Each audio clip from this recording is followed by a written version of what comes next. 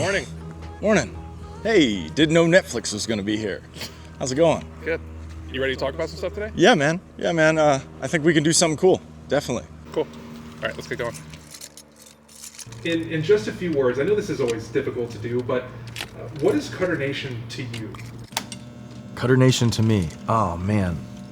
Cutternation is the unapologetic pursuit of excellence inside the greatest game ever created.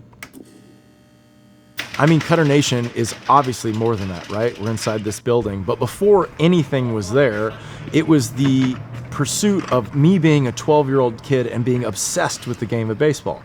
I mean, it's all I ever wanted to do. I tried basketball, I tried soccer, I tried football, but nothing could captivate the amount of competition and fun of what baseball brought to my life. What's up? Hey, what's up, son? How you doing, Petey Pablo? Doing great. What's going on? I have a question for you. So a lot of people don't know that, like, I had an injury of my elbow, and a lot of people don't really get to talk to the parents of the person that had a gnarly injury like what I had. So from your perspective, you know, how things went, you know, what was it like from what you saw? Well, it's still a pretty vivid memory. You know, just the circumstances alone. They were a tough team. They had some bombers out there. 2 outs. Next batter, number 15. Shortstop, Paxton Terrell. You threw to the first batter, you know, and I believe you struck him out or he grounded out, and then the next batter, you went to throw the pitch, and it barely went 50 feet, and you collapsed.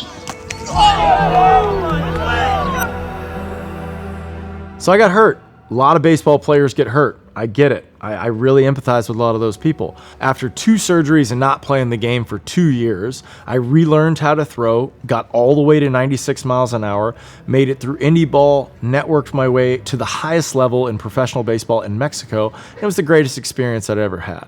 And what I learned there is now what has helped me get to this place we have now. How we feel today, Caden? Pretty solid.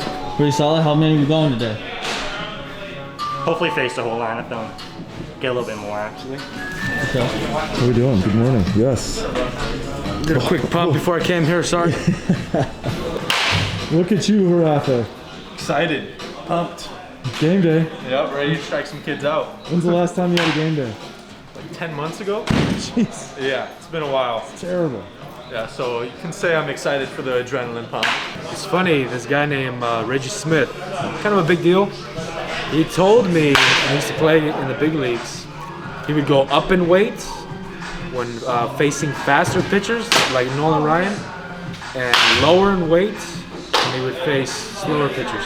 It's interesting. Interesting, right? Very interesting. Yeah. I feel like it would be the other way around. Yeah, exactly. Good pitch. Good pitch. It was off my brother, felt good. But I think next time he's gonna try and get me. But next time I'm gonna get him again. You're gonna get him again? Yeah. How far to go? I think that one went 330. Not too bad. That's a bomb? Oh yeah. Good job. Coach. I get really excited about analytics and technology and just being a big nerd. This is one of the greatest times to be a baseball player. And now that everything's data driven, as it should be, it's getting a little bit closer to golf.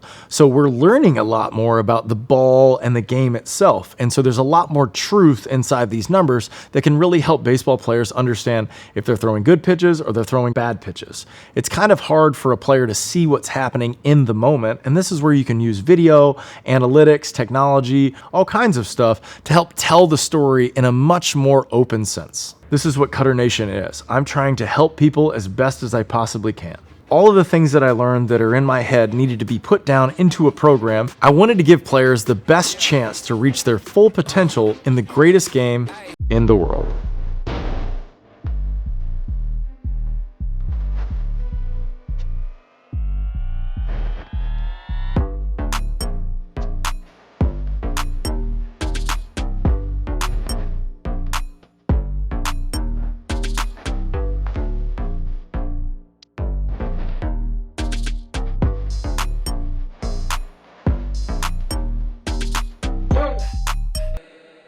You know, finding the right people to surround yourself in a facility like this is kind of hard and it's difficult, but I feel like we found some people that understand our vision and especially the vibe. Like the vibe is very, very important here.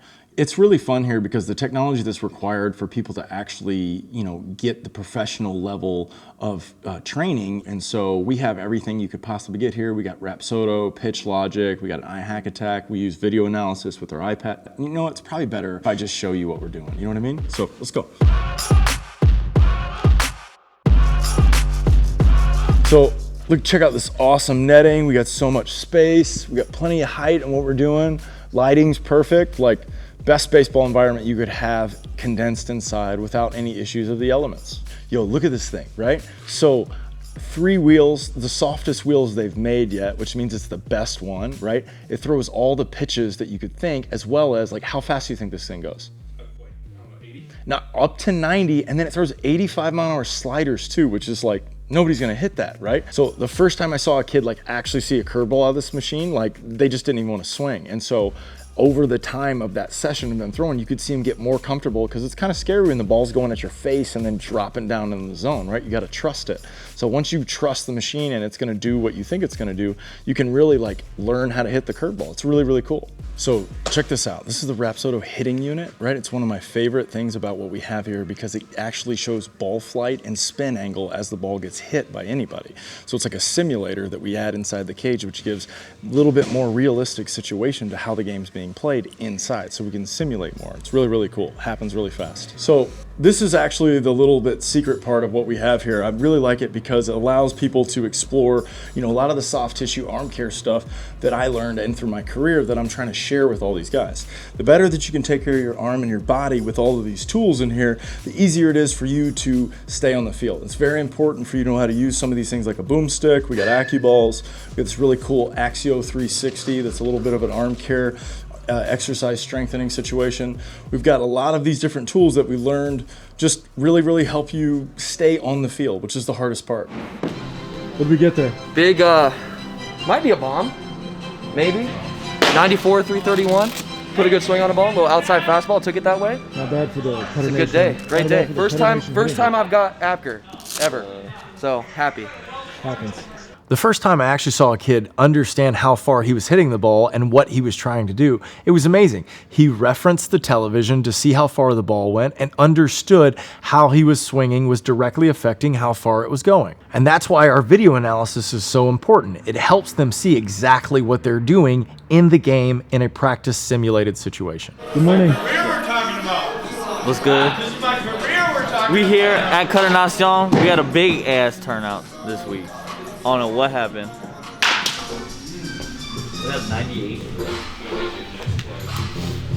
Oh, didn't see you there. Jackson. What's up? Yeah. Second base. That's a dumper. And hit it that hard. That's a dumpy. Barely over second base. Hey, last guy.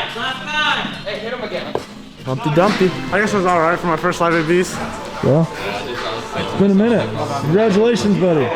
The anxiety and fear that comes with the game of baseball is tremendous. 3 out of 10 times, if you get a hit in professional baseball, you're a Hall of Famer. In order for us to desensitize that situation, we need to increase the maximum amount of reps inside the competitive space. There is no greater answer for this than live at bats. It is the best way to understand the one-on-one matchup, the pitcher versus the hitter.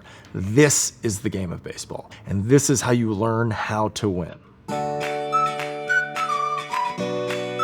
If I had to sum up my experience with baseball, it'd be like a combination of chess and jazz. Chess with the strategy of how the game is played, and jazz with almost the randomness, but how you work together with other people. So it's a very, very complex strategic game that I just fell in love with. So at the end of this, I mean, everybody wants an opportunity to see how they can do on the biggest stage, but looking at the decisions of my career, no, it's obvious to me that I ran my course with the best cards that I could deal with. And it's easy to say that those that don't do teach, but there's a difference when you have to teach and you want to teach. And I came from a teacher family, and it's obvious to me that if you have something to say and you feel like it's going to help other people, teaching or showing or exposing the experience is the best way to actually captivate somebody else. Some people might actually think that this story is a little bit more on the negative side. You got hurt, multiple surgeries, but I view it completely different. It's just all of the lessons that I've learned through all the adversity on how I got there. This is the hardest sport in the world, and it takes a lot of effort and time to get there, and I can't believe that we've gotten to this place. Hindsight's 20/20. Looking back, it's very clear that this is exactly where I'm supposed to be.